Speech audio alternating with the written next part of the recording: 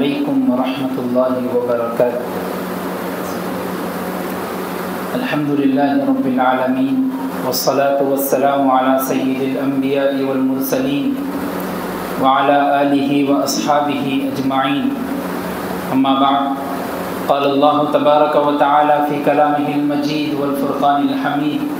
अऊज़ु बिल्लाहि मिनश शैतानिर रजीम। बिस्मिल्लाहिर रहमानिर रहीम। वल्बुदन जअलनाहा लकुम मिन शआइरिल्लाहि लकुम फ़ीहा खैर फ़ज़्कुरुस्मल्लाहि अलैहा सवाफ़ फ़इज़ा वजबत जुनूबुहा फ़कुलू मिन्हा व अत्इमुल क़ानिअ वल मुअतर कज़ालिक सख़्ख़रनाहा लकुम लअल्लकुम तशकुरून। लन यनालल्लाहा लुहूमुहा वला दिमाउहा वलाकिन यनालुहुत तक़वा मिनकुम कज़ालिक सख़्ख़रहा लकुम लितुकब्बिरुल्लाहा अला मा हदाकुम लअल्लकुम तशकुरून। सदक़ल्लाहुल अज़ीम।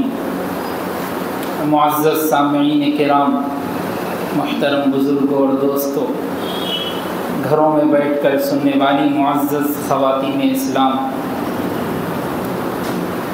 आशराए ज़िलहिज्जा चल रहा है, जिसकी फ़जीलत के बारे में अल्लाह के रसूल सल्लल्लाहु अलैहि वसल्लम का फ़रमान है कि आशराए ज़िलहिज्जा का एक दिन का रोज़ा 1 साल के रोज़ों के बराबर है। और जिसकी रात की फ़जीलत के बारे में फ़रमान नबी है कि इसकी एक रात की इबादत और रात में क़ियाम करना शब क़द्र में क़ियाम करने के बराबर है। ज़िलहिज्जा की फ़जीलत के लिए बस इतना कहना काफ़ी है कि इस्लाम की 5 बुनियादी चीज़ों में से एक बुनियादी अल्लाह तबारक व तआला ने इस आशराए ज़िलहिज्जा में बयान की और कहा कि हज के अय्याम यही ज़िलहिज्जा के अय्याम हैं। और आप सभी जानते हैं कि रमज़ानुल मुबारक से जो फ़जीलतों का सिलसिला शुरू हुआ,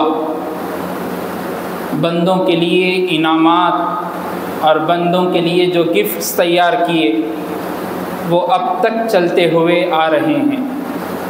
और अल्लाह का ये बहुत बड़ा करम और उसकी नवाजिश है और उसकी मेहरबानी है कि अल्लाह बंदों को माफ़ करने के बहाने बनाते रहते हैं कि बंदा मेरे तक पहुँचे और अपनी माफ़ी मांगे और अपने गुनाहों से तौबा करे।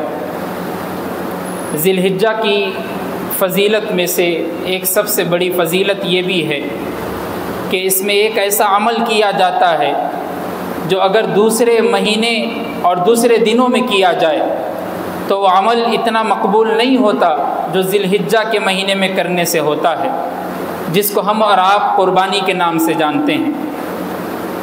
कुर्बानी एक बहुत बड़ा फ़ेल है और हर मुसलमान पर, आकिल बालिग़ मुसलमान मुक़ीम मर्द औरत पर वाजिब है।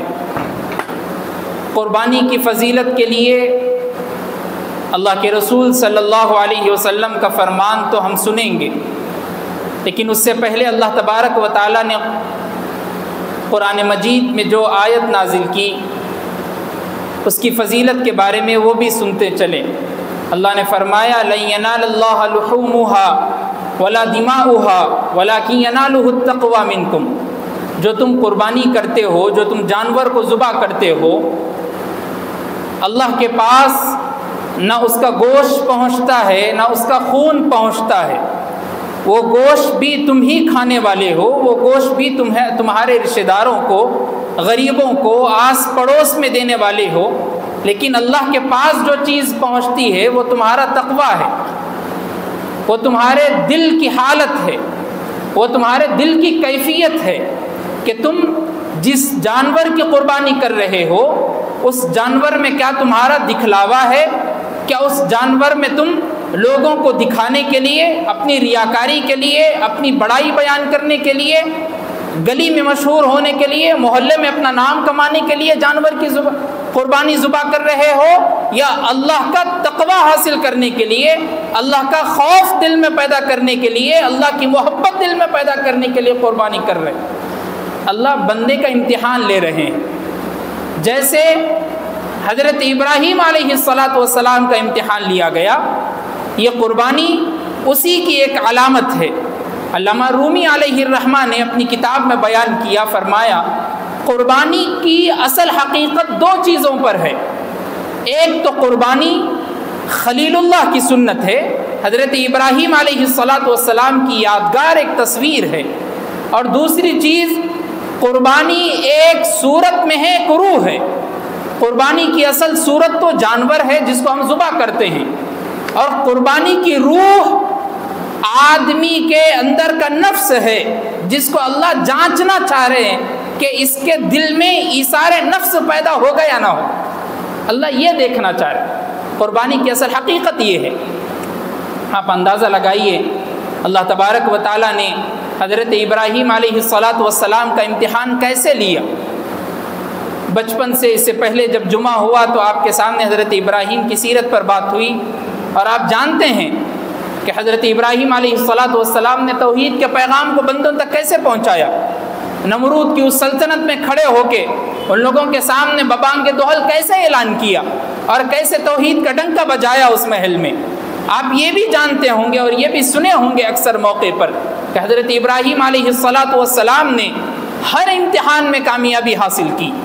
आपके बचपन से लेकर आपके बुढ़ापे की उम्र को पहुंचने तक और आपके बेटे पैदा होने के बाद तक आपसे इम्तिहान लिया गया और आप कामयाब होते रहे।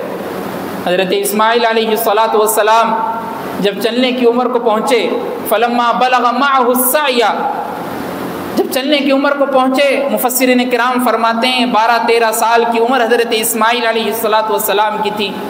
हज़रत इब्राहीम को ख्वाब दिखाया गया।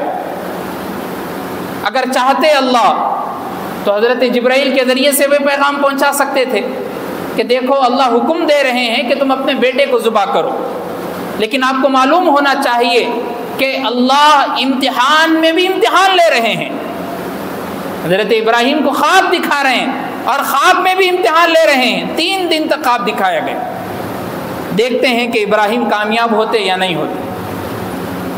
जब तीसरा दिन ख्वाब दिखाया गया, अपने बेटे के पास पहुँचे और पहुँचकर कहा कि बेटा, अल्लाह ने हुक्म दिया है, क़ाल या बुनय्या इन्नी अरा फ़िल मनामी अन्नी अज़बहुका फ़ंज़ुर माज़ा तरा। ऐ मेरे बेटे, मैंने ख्वाब में देखा है कि मैं तुमको ज़ुबा कर रहा हूँ। हज़रत इस्माइल अलैहिस्सलातु वस्सलाम अगर चाहते तो बेटे के सामने बात नहीं भी रख सकते थे, और जैसे ही ख्वाब दिखाया गया आप बेटे को ले जाते और ज़ुबा करने के लिए तैयार हो जाते, लेकिन नहीं, बेटे से पूछा जा रहा है। मुफस्सिरीन किराम फरमाया कि इसमें बेटे से पूछने की मसलियत ये है कि बेटे का भी इम्तिहान लिया जाए कि बेटा देखे कितने पानी में है, ईमान कैसा है, अभी 13 साल की उम्र है तो ईमान को भी जांचा जाए। बाप का तो इम्तिहान लिया जा रहा है बचपन से, बेटे के भी इम्तिहान को देखा जाए कि बेटा कामयाब होता है या नहीं होता। जब बेटे से पूछा गया बिला किसी चूं चिरा के, बिला किसी चूं चिरा के, थोड़ी बात भी नहीं की, फौरन हज़रत इस्माइल ने कहा क़ाल या अबति फ़अल मा तुअमर सतजिदुनी इंशाअल्लाहु मिनस साबिरीन। ऐ मेरे अब्बा जान, कर गुजरिए, जो आपको हुक्म दिया गया आप उस पर अमल कीजिए, इंशाअल्लाह आप मुझको सब्र करने वालों में से पाएंगे। अल्लाह अकबर। हज़रत इस्माइल का ईमान, 12-13 साल की उम्र है, कुर्बान जाएं हज़रत इस्माइल के ईमान पर। आप अंदाज़ा लगाएं 12-13 साल के उम्र के बच्चे में इम्तिहान अल्लाह ले रहे हैं, और इम्तिहान देने की ऐसी आदत है, तो हमारे बच्चों में ऐसी आदत इस्लाम की तरफ खिंचाव की क्यों नहीं। 12-13 साल का बच्चा है, सही से 5 सूरतें याद नहीं, 10 सूरतें याद नहीं, कलिमे 5 याद नहीं, तर्जुमे के साथ याद नहीं, इमाम साहब के पीछे नमाज पढ़ रहा है तो कैसा नमाज पढ़ना है नहीं मालूम, रकात बांध रहा है तो कैसा रकात बांधना है नहीं मालूम, कितनी नमाजें फ़र्ज़ है, कितनी वाजिब है, कितनी सुन्नत है, कुछ नहीं मालूम। हम अपने बच्चे को दीन की फ़िक्र की तरफ राग़िब नहीं कर रहे, हम अपने बच्चों को इस्लाम की तरफ लेकर नहीं आ रहे।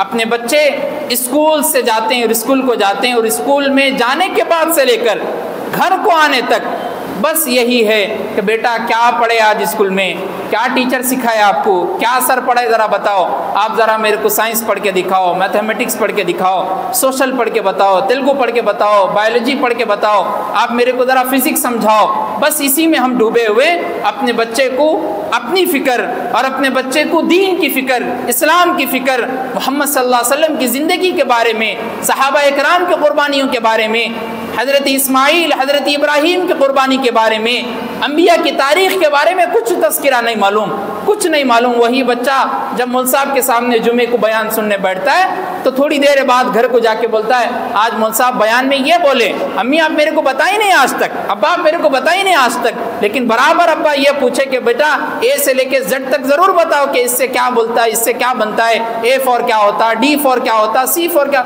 लेकिन कभी इस्लाम की तरफ राग़िब नहीं किए। ये हमारी कमज़ोरी है ईमान की। इसलिए कहा गया ईमान मुजमल जो हम पढ़ते हैं, आमन्तु बिल्लाहि कमा हुआ बिअस्माइही व सिफ़ातिही व क़बिलतु जमीअ अहकामी, सिर्फ ज़बान से ईमान लाना काफ़ी नहीं, दिल से कबूल करना भी ईमान की अलामत है। इसलिए कुरान मजीद में कई जगह पर कहा गया, या अय्युहल्लज़ीना आमनू आमिनू बिल्लाहि व रसूली, ऐ ईमान वालो ईमान लेकर आओ। ईमान वाले हैं पहले से, फिर ईमान लाने की क्या ज़रूरत भाई? ज़रूरत यही है कि ज़बान से लेकर आए थे, अब बोलिए दिल से कबूल कीजिए। क़ालतिल अअराबु आमन्ना, वो लोग कहते हैं कि हम ईमान लेकर आए। ऐ नबी उनसे कह दीजिए, कुल लम तुमिनू, तुम ईमान नहीं लेकर आए, वलाकिन क़ूलू अस्लमना वलम्मा यदखुलिल ईमानु फ़ी क़ुलूबिकुम, जब तक तुम मोमिन नहीं हो सकते जब तक तुम्हारे दिल में ईमान ना जाए। ईमान की असल अलामत तो ये है। तो सोचिए 12 साल का लड़का है और ईमान की अलामत, और अपने अब्बा से कह रहे हैं कि आपकी जो मर्ज़ी, आपको जो हुक्म दिया गया आप कर गुजरिए, इंशाअल्लाह आप मेरे को सब्र करने वालों में से पाएंगे। हज़रत इब्राहीम अलैहिस्सलातु वस्सलाम हज़रत इस्माइल को लेकर चलते हैं। आप अंदाज़ा लगाएं 95 साल की उम्र के बाद अल्लाह ने बेटा दिया। 95 साल की उम्र के बाद, 15 साल हो गए शादी हो के, 10 साल हो गए तो हम नाउम्मीद हो जाते। हम बोलते कि शायद मेरी किस्मत में नहीं होगा। शौहर बीवी को कोसते रहता, बीवी शौहर को कोसते रहती कि शायद आपकी गलती होंगी, बीवी बोलती कि शायद मेरी ही कुछ कमी होंगी। दोनों एक साथ ज़िंदगी भर 15-20 साल ऐसे ही लड़ते लड़ते गुजार देते, लेकिन कभी उनकी ज़बान से ये नहीं निकलता, बहुत कम व बेश लोग होंगे लेकिन उनकी ज़बान से ये निकलता कि क्या मालूम अल्लाह मेरे बुढ़ापे में मुझे औलाद दे, जैसे इब्राहीम को दिया गया। हज़रत हाजरा अलैहिस्सलातु वस्सलाम ख़ैमे में मौजूद हैं। हज़रत इस्माइल को लेकर एक हाथ में चूरी पकड़े चलते हैं। हज़रत हाजरा अंदर से रोती है, कहती है कि देखो इतने सालों बाद अल्लाह ने बेटे से नवाजा, ये तो बेटा है, ये तो हमारी आँखों का नूर है, दिल का सुरूर है, हमारे दिल के ठंडक है। कुर्रत आयुन वजअलना लिलमुत्तकीना इमामा, ये तो हमारी आँखों का ठंडक है, इसको तुम क्यों लेकर जा रहे हो? देखो अल्लाह से कुछ मांगो, अल्लाह से कुछ कहो। हज़रत इब्राहीम की ज़बान से ये बात जब निकलती है, हज़रत हाजरा जब ये बात कहती है, हज़रत इब्राहीम कहते हैं देखो जलील की जो मर्ज़ी है खलील की भी वही बात है। जलील ने कह दिया, खलील का काम ही करना है, इसीलिए तो खलीलुल्लाह कहा गया। लेकर निकलते हैं मीना की वादी की तरफ, छटियल मैदान। हाजी अब 2 दिन में पहुँचेंगे मीना में। जब पहुँचते हैं, पहुँचने से पहले शैतान आता है और आकर बहकाता है। शैतान की आदत ही यही है, जब अम्बिया को बहकाने पे तुला हुआ है तो हम तो आम इंसान हैं, हम तो ख़ताकार हैं, हम तो गुनाहगार पुतले हैं, हमसे तो दिन से सुबह से उठने से लेकर रात में सोने तक कई गुनाह हमारे से हो जाते हैं, लेकिन उन गुनाहों में मुलविस नहीं होना ये ईमान वाले की अलामत है। शैतान आकर कहता है देखो अपने बेटे को कौन ज़ुबा करेगा, छोड़ दो। हज़रत इब्राहीम अलैहिस्सलातु वस्सलाम ने 7 कंकरियाँ उठाई और मारी। फिर दूसरी थोड़ी देर चला, फिर दूसरी मरतबा आया, फिर 7 कंकरियाँ, तीसरी मरतबा फिर 7 कंकरियाँ मारी गई। हज़रत इब्राहीम की अदा अल्लाह को इतनी पसंद आई कि अल्लाह ने हाजियों के लिए ये बात कह दी कि अब रमी जमरात सबको करना है, और हाजी कंकरी लेकर मारते हैं। हज़रत इब्राहीम आगे बढ़े, मीना के मैदान में पहुँचे, चटियल मैदान, कोई आसपास नहीं। बेटे ने बाप से कहा अब्बा जान आँख पर पट्टी बांध लीजिए। इसलिए कि क्या मालूम बाप की शफक़त उमड़ कर आ जाए, बाप की मोहब्बत दिल से आ जाए। आखिरकार बेटा तो है, आखिरकार 90-95 साल के बाद तो पैदा हुआ, आखिरकार बेटा तो मासूम है। 12-13 साल का मासूम बच्चा बाप से कह रहा है अब्बा आँख पर पट्टी बांध लीजिए, मोहब्बत कहीं डूब कर निकल ना आए। बाप ने पट्टी बांधी, लिटा दिया गया। आसमानों पर आवाज़ें शुरू हो गई, अल्लाह रोक दीजिए। अगर ये काम हो गया आने वाली क़यामत तक पैदा होने वाले लोगों के लिए वाजिब हो जाएगा कि ज़िंदगी में एक बार तो भी अपने बेटे को उस छुरी से ज़ुबा कर दे अपने हाथ से। अल्लाह रोक दीजिए।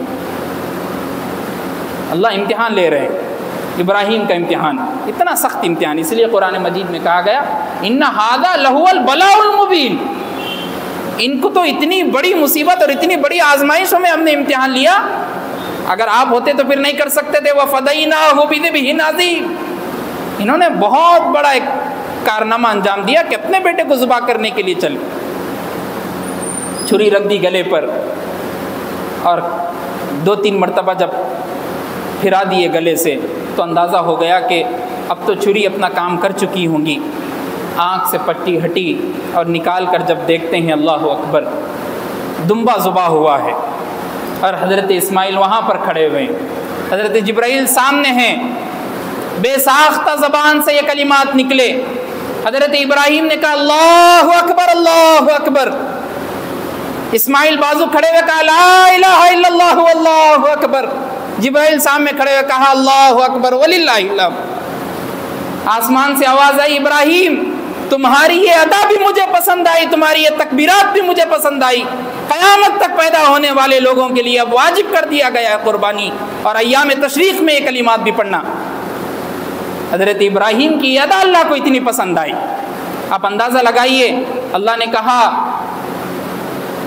दोनों फलम्मा अस्लमा वतल्लहु लिलजबीन, दोनों मुसलमान हो गए, दोनों कामयाब हो गए। मुसलमान होने का मतलब ही यही है कि अल्लाह इम्तिहान लेते रहते हैं और उसमें कामयाब होना बंदों का काम। और कहा हम तुमको इनाम भी दे रहे हैं, व तरकना अलैहि फिल आखिरीन सलामुन अला इब्राहीम। अब आने वाली उम्मत तक ये काम छोड़ दिया गया। अगर चाहते तो जैसे आज आप देखते रहते हैं कि कोई बहादुरी का काम किया, टीपू सुल्तान हो जो भी हो, बहादुरी का काम किया तो उसका पुतला बना के रख दिया जाता। अब वो पुतला अगर बना दिया जाए तो 100 साल 200 साल 1000 साल 500 साल 800 साल में कभी ना कभी तो गिर जाएगा। लेकिन हज़रत इब्राहीम और इस्माइल के कारनामे को पुतले के ज़रिए से बनाया नहीं गया, बल्कि उम्मत पर वाजिब कर दिया गया कि अब जब भी अय्याम ज़िलहिज्जा आएंगे, कुर्बानी का वक्त होगा तो दुम्बा ख़रीदना है और ज़ुबा करना है अल्लाह के राह। ये तो वाक़िया, इसी वजह से अल्लाह तबारक व तआला ने उम्मत मोहम्मदिया को हुक्म दिया कि तुम्हारे ऊपर अगर कुर्बानी वाजिब है तो तुम एक दुम्बा लेकर ज़ुबा कर दो। अब इसकी कुर्बानी के मसाइल की तरफ हम चलते हैं। कुर्बानी किस पर वाजिब है? सबसे पहले ये जान ले कि कुर्बानी हर आकिल, बालिग, मुसलमान, मुकीम, मर्द, औरत पर वाजिब है। अगर पागल है तो वाजिब नहीं है, नाबालिग है, छोटा बच्चा छोटी बच्ची है तो वाजिब नहीं है, अगर मुसलमान नहीं है तो वाजिब नहीं है, मुसाफिर है तो वाजिब नहीं है। उसके अलावा अब निसाब का होना भी ज़रूरी है। निसाब क्या हो? निसाब के लिए ये समझ लें, ज़कात और इसमें थोड़ा बहुत डिफरेंट है। ज़कात के माल में 1 साल तक मालिक होना ज़रूरी है। कितना निसाब होना उसका अंदाज़ा आप लगा लें कि 52.5 तोला चांदी की कीमत। अगर आजकल के रेट के हिसाब से देखा जाए तो मेरे अंदाजे के मुताबिक 55-50 हज़ार के करीब रकम पहुंच जाती है, 60 हज़ार के करीब। हर किसी के पास 50-60 हज़ार तो रहते। 52.5 तोला चांदी या 7.5 तोला सोना या उसकी कीमत या ज़रूरत के अलावा का सामान या माल तिजारत जो 52.5 तोला चांदी की कीमत को पहुंचता हो, उस पर कुर्बानी वाजिब है। अगर किसी के पास चांदी थोड़ी भी नहीं है, सिर्फ सोना रखा हुआ है और कैश पैसे भी नहीं है, बैंक में ही पैसे नहीं है, सिर्फ सोना रखा हुआ है, चांदी थोड़ी भी नहीं है, मेरी बात समझिए, चांदी थोड़ी भी नहीं है, माल तिजारत भी नहीं है, कैश भी पैसा रखा हुआ नहीं है, बैंक भी पैसा रखा हुआ नहीं है, कुछ भी नहीं है, सिर्फ सोना है, तो कुर्बानी वाजिब नहीं। वो सिर्फ सोने के साथ 1000 रुपए भी कैश मिल जाए तो कुर्बानी वाजिब। कुर्बानी के वाजिब होने के लिए चांदी के रकम को पहुंचना ज़रूरी है। अब सवाल ये पैदा होता है कि मुंसाब वो जो सोना है, 7 तोले सोने में से 1 तोला सोना अगर निकाल दिए तो वो भी चांदी के निसाब को पहुंच जाता। इसमें कायदा है, वो कायदा ये है कि सोना और चांदी दोनों की जिन्स एक है, दोनों को मिला के देखा जाएगा, सोने को एक करके देखा नहीं जाएगा। ये जहन में रख ले बस। अगर चांदी के निसाब को पहुंच गया तो कुर्बानी वाजिब है। अब कुर्बानी करना कैसा? हमारे पास तकरीबन कई सालों से देखा जा रहा, 1400 साल से पहले जो बात थी उसको ख़त्म करके एक नई बात लेके आए थोड़े लोग। उन लोग हमेशा आते, हर ईद से पहले आते, रमज़ान की ईद से पहले तरावी को लेके आते, कुर्बानी की ईद से पहले बकरे को लेके आते। मैं इशारतन समझाते हुए चल रहा हूँ। रमज़ान की हर 2 ईदों से, जैसे 2 ईदा हमारे पास आते ना, वैसी चुन लोग भी 2 ईदों से पहले आते। वो पूरा रमज़ान में एक ही लड़ाई रहती, 8 पढ़ो 20 पढ़ो, 8 पढ़ो 20 पढ़ो। ये पूरी बकरीद ख़त्म होने तक खाली ये लड़ाई रहती। एक बकरा एक फैमिली की तरफ से बस है, अगर 100 लोग भी एक फैमिली में रह रहे तो एक बकरा कर दो बस। हदीस, इजमा, क़ियास, ताबई सब बाद में देखेंगे अपन, खाली एक अकल तो है ना आपके पास। एक बकरा 10 लोग नहीं खा सकते। आजकल के अपने हैदराबाद के ऐसे लोग हैं, अगर आप 2 लोगों को बिठा दिए एक बकरे के पास तो पूरा हजम करने को तैयार है। समझ रहे आप मेरी बात? 10 लोग एक बकरा दिए तो नाइंसाफ़ी है बोलते हैं ना। एक आदमी को 4 आदमी के हिसाब से एक बकरा बना के, अब 3 बकरे तो रखो, हम खा सकते हैं आराम से। इन्हों एक बकरा पूरी फैमिली की तरफ से अदा होता बोल। अब उसके आखिर दलील क्या है भाई? एक रिवायत जो पेश की जाती हज़रत अबू अय्यूब अंसारी रज़ी अल्लाह ताला अन्हु की रिवायत पेश की जाती कि अल्लाह के रसूल सल्लल्लाहु अलैहि वसल्लम के ज़माने में हज़रत अबू अय्यूब अंसारी रज़ी अल्लाह ताला अन्हु के पास एक शख्स आया और आके पूछने लगा कि अल्लाह के रसूल सल्लल्लाहु अलैहि वसल्लम के ज़माने में क़ुरबानी कैसे होती थी। तो हज़रत अबू अय्यूब अंसारी रज़ी अल्लाह ताला ने फरमाया, अल्लाह के रसूल सल्लल्लाहु अलैहि वसल्लम के ज़माने में एक घर का आदमी एक बकरा लेता था और पूरे घर की तरफ से अदा कर देता था। तो उससे इस्तेदलाल किया गया कि एक फैमिली की तरफ से पूरा बकरा है। चलो ठीक है, एक फैमिली की तरफ से पूरा बकरा है बोल रहे आप। तो अल्लाह के रसूल सल्लल्लाहु अलैहि वसल्लम की ये भी हदीस है कि एक गाय, एक बैल में और एक ऊँट में 7 हिस्से होते और एक हिस्सा एक आदमी के ऊपर है। आप अंदाज़ा लगाएं, अगर एक बकरा पूरी फैमिली की तरफ से होता तो फिर गाय में 7 हिस्से क्यों होते? वो भी एक ही आदमी को एक रखना था। और हालांकि अल्लाह के रसूल सल्लल्लाहु अलैहि वसल्लम की रिवायत है मुस्लिम शरीफ की, इब्न माजा की भी, अल्लाह के रसूल सल्लल्लाहु अलैहि वसल्लम ने फरमाया, जिसके पास निसाब के बकदर जिस शख्स पर कुर्बानी वाजिब हो गई उसके लिए ज़रूरी है कि वो एक बकरा या अपनी फैमिली अपनी तरफ से एक हिस्सा या एक बकरा ज़ुबा करे। अल्लाह के रसूल सल्लल्लाहु अलैहि वसल्लम ने फरमाया, जिसके ऊपर कुर्बानी वाजिब हो गई वो एक बकरा ज़ुबा करे। अब कुर्बानी वाजिब होने के बाद एक बकरा ज़ुबा करना है, पूरी फैमिली की तरफ से नहीं। अब वो जो अबू अय्यूब अंसारी रज़ी अल्लाह ताला रिवायत पेश कर रहे, जो रिवायत आप बताए हमारे को लाके, वो रिवायत अल्लाह के रसूल सल्लल्लाहु अलैहि वसल्लम के ज़माने में हुआ था। अल्लाह के रसूल सल्लल्लाहु अलैहि वसल्लम ने खुद ऐसा किया था, ये रिवायत नहीं, ज़माने में हुआ था। मुहद्दिसीन ने फरमाया, हज़रत अबू अय्यूब अंसारी ने जो रिवायत बयान की, जो कहा, वो इस वजह से कहा कि उस ज़माने में अभी भी है लोग जॉइंट फैमिली में रहते। एक बाबा ही है जो पूरे घर को लेके चलता, बेटी कमाने वाला नहीं, बच्चा कमाने वाला नहीं, बीवी घर में, अब्बा कमा रहे। अब बीवी के पास भी कुछ भी नहीं है, बच्चे के पास भी कुछ भी नहीं है, बच्ची के पास भी कुछ भी नहीं है, तो कुर्बानी कौन देना? अब्बा देना, वालिद साहब। अब वालिद साहब अगर दे दिए तो इनको भी सवाब मिलता नहीं मिलता? इन्हों भी शरीक हो जाते ना वे ख़ानदान के अफराद भी। उसके हिसाब से कहा गया कि उस ज़माने में एक ही शख्स कमाने वाला होता था और हम कुर्बानी एक बकरा एक आदमी करता तो पूरी फैमिली की तरफ से अदा होती। वरना अल्लाह के रसूल सल्लल्लाहु अलैहि वसल्लम ये बयान नहीं करते थे कि जिसके ऊपर कुर्बानी वाजिब हो गई, जो निसाब को पहुंच गया उसके ऊपर कुर्बानी वाजिब हो गई, वो ज़ुबा करे दुम्बे को। ये रिवायत बयान नहीं करते थे। अब रही बात ये, बाज़ लोग ये भी बोलते हैं कि मौलवी साहब थोड़े आते रहते कुर्बानी से पहले, उन लोगों का वजूद ही कुर्बानी के वक़्त होता। बोलते मौलवी साहब बेहतर ये होता कि कुर्बानी नहीं करके गरीबों को पैसे दिए तो अच्छा था। कई को कुर्बानी करते, जानवर को बेचारे को काट दिए, खून निकल गया, उससे अच्छा किसी गरीब बच्ची की शादी करा दिए या किसी गरीब को दे दिए। फ़लस्तीन में खून बहाया जा रहा, उधर पैसा भेज दिए। गुजरात में मारा जा रहा, उधर पैसा भेज दिए। दिल्ली में फसादात हो रहे, उधर पैसा भेज दो। गरीब की कुछ ना कुछ मदद कर दो। अच्छा ठीक है, इसका तो जवाब हम बाद में देंगे।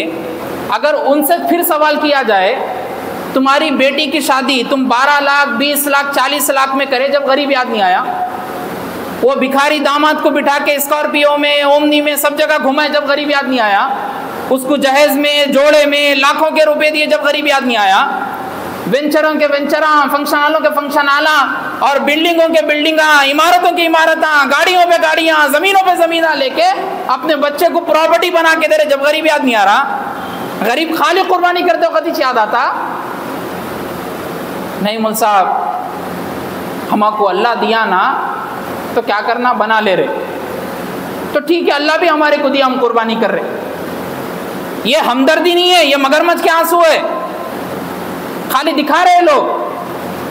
कुर्बानी वाजिब है। असल में गोश्त अल्लाह खिलाना नहीं चाह रहे बंदों को, वो तो बात की बात है।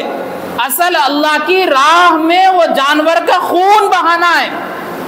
खून बहाना मकसद है, इराक़तुद्दम, खून का बहना। वो खून बह गया, बस कुर्बानी हो गई। वो गोश्त ही अल्लाह को नहीं पहुंचता। अल्लाह देखिए आप कितने बड़े मेहरबान हैं। वो गोश्त काटने के बाद बोल रहे 3 हिस्से करो, एक खुद खाओ पहले, रिश्तेदारों को दो, फिर गरीबों को दो। और आपको मालूम है कुर्बानी के पीछे असल गरीब की मदद करना है। आप अंदाज़ा लगाओ, ये बकरे, ये बैल, ये गाय, ये पाड़े बेचने वाले लीडर हैं क्या? डॉक्टर है, इंजीनियर है, सॉफ्टवेयर इंजीनियर है, कौन है? गरीब है बेचारा, गांव में देहात में साल भर मेहनत करके पहाड़ों को तैयार करके उन्हें अंदाज़ा लगाता कि ज़िलहिज्जा का महीना शुरू हो रहा, लोग आते हैदराबाद से ख़रीदने के लिए, मेरी बच्ची की इन पैसों से शादी हो जाती, मेरे को घर बन जाता, ये अगर ख़रीद के लेके गए तो। वो पीछे रस्सी बांधने वाले, रस्सी बनाने वाले लीडर हैं, ऑफिसर हैं, गरीब है उन्हें। घास बेचने वाला कौन है? ऑफिसर है, गरीब है उन्हें।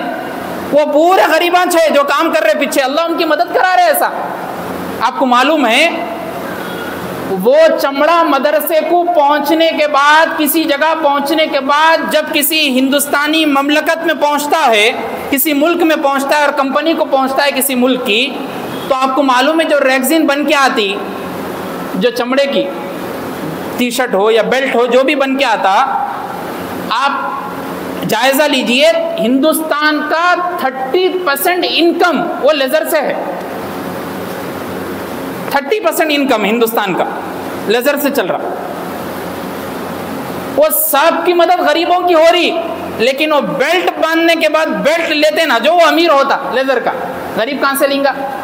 वो बैल के जैसा पेट बन के बैल की चमड़ी बांधने को वो बैलिज काफी रहता। कालिया फुल खा ले के अब दामाद बन गया नो, घर के पूरा पेट अंदर करके टाइट दिखाना नहीं ससुर साहब को, सास को।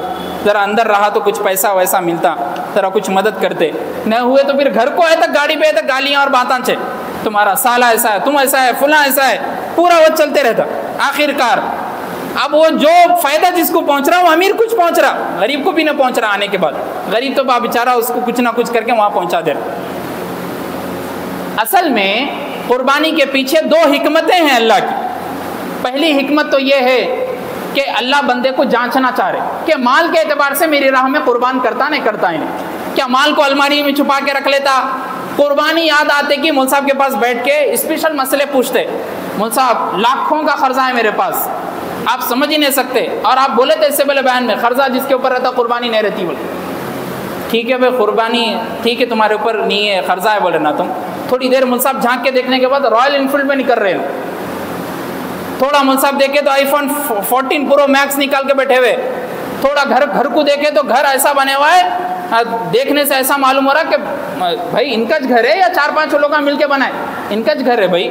कुर्बानी की बात आती है कि मुझ साहब कर्जदार हूँ, मैं बहुत कर्जदार हूँ, आप परेशान, मेरी बात सुन के, मेरी ज़िंदगी सुन के परेशान हो जाते।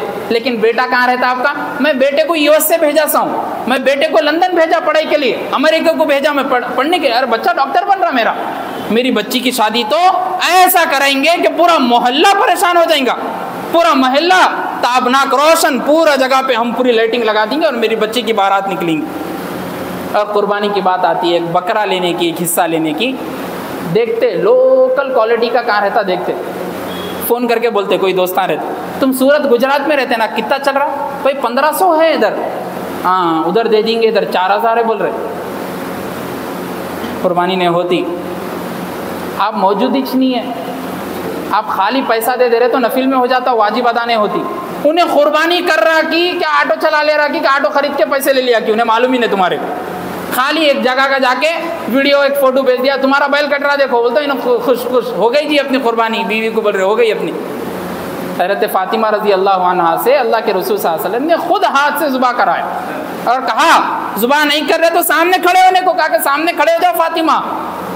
इस बात से क्या बताना चाह रहे? यही कि कुर्बानी का जानवर अपने सामने ज़ुबा हो, अपनी आंखों के सामने हो, उसका खून बहता हुआ देखे। और थोड़े लोग आके बोलते कि कैसा करना मुल साहब, हमारे पास इतने पैसे नहीं है, सब रहते निकाले तो खाली बहाने हैं। ये तो असल हिकमत अल्लाह की एक ये है कि अल्लाह देखना चाह रहे। दूसरी हिकमत, अल्लाह अपनी ताकत का मुजाहिरा करना चाह रहे। आप अंदाज़ा लगाइए, अभी मैं थोड़ी देर पहले देख रहा था, पूरी दुनिया में 55-56 इस्लामी ममलकत है, 56-57।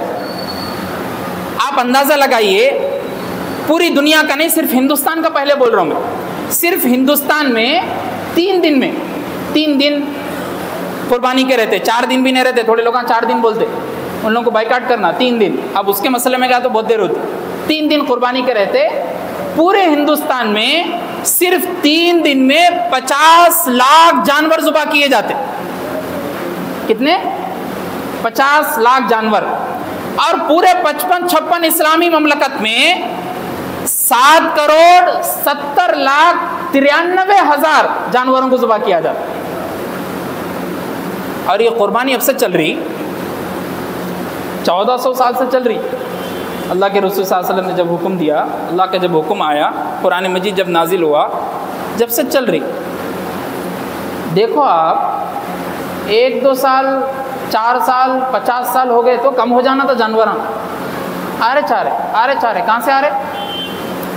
और वही बिल्ली के, चूहे के, और छोटे छोटे जानवर जो रहते उन लोगों को थोड़े दिन में बोल देते 2 महीने में अगर ख़रीदना शुरू कर दिए बिल्ली के बच्चों को तो नहीं मिल रहे भाई, अब थोड़ा शॉर्टेज चल रहा। यहाँ तो 7 करोड़ के करीब जानवर ज़ुबा किए जा रहे पूरे ममलकत इस्लामी में, कम हो जाना था। इससे ये बात मालूम हुई कि अल्लाह अपनी ताकत का मुजाहिरा कर रहे बंदों के सामने कि जिस चीज़ को मैं हलाल कर दिया उसमें बरकत है। इससे ये बात भी तत्बीक हुई निकली कि अपनी अगर हलाल कमाई रखोगे तो तुम्हारी कमाई में बरकत होगी, अगर हराम रखोगे तो कभी बरकत नहीं हो सकती, जैसा बिल्ली चूहों में बरकत नहीं होती। और आप इस बात का अंदाज़ा लगाइए कि इतने जानवर ज़ुबा करने के बावजूद भी कभी हिंदुस्तान में किसी ममलकत में बैल की, जानवरों की कमी महसूस नहीं हुई। ये अल्लाह की ताकत है, अल्लाह की ताकत का मुजाहिरा है। इसलिए अज़ीज़ दोस्तों, बुज़ुर्गान दीन, आपसे अदबन गुजारिश की जाती है कि अगर आप निसाब को पहुँच चुके हैं, अगर आपके पास उतनी वसाअत है कि आप कुर्बानी कर सकते हैं तो कुर्बानी करें। और एक बात ये भी याद रख लें, सबसे पहले अपनी तरफ से कुर्बानी करें। जो कमाई कमा रहे वो सबसे पहले कुर्बानी करना।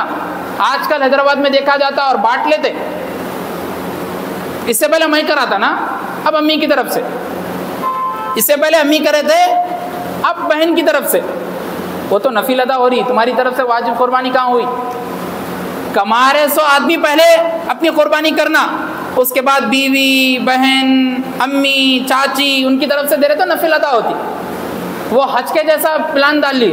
हज पिछले साल इनो करे थे ना, अब इनो।